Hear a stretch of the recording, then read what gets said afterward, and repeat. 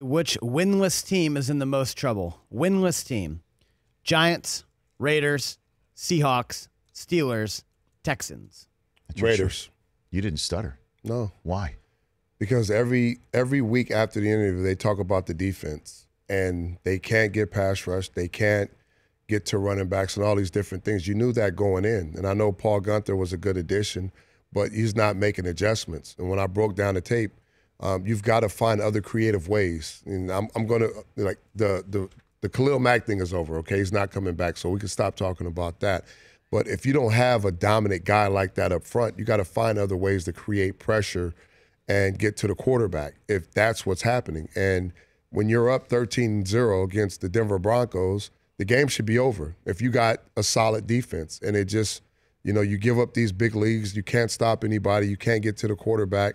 You got to make an adjustment. And I know sometimes coordinators get a little stubborn in their system, but the great teams make adjustments and find other ways. And when you look at John Gruden, they're going to score points. They got playmakers on that side of the ball. He's frustrated, and he's saying, again, we can't do this and we can't do this defensively. That's a direct message to the defensive coordinator. You got to change it up.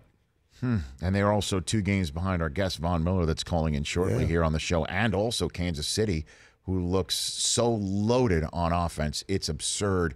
The Chargers are looking pretty good, too. That's true. That's true. It's a very difficult division. Last place in that division. Chargers and Rams coming up this weekend as well. It'll be a lot of fun here in Los Angeles. Yeah. What do you think of Khalil Mack looking in that Chicago Bears uniform last night? He is what he is. He is what we all expected. I mean, he's a beast. He fits that mantra of that Chicago Bear, right? When I first saw him in the jersey, I was like, that fits him so perfect. Not that he didn't look good in the Raiders uniform too, but he's going to a system that they were already a solid defense before he got there. They were a top team in sacks last year.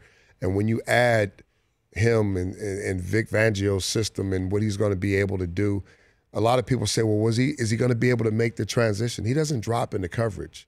He's not a linebacker. He's a defensive end now.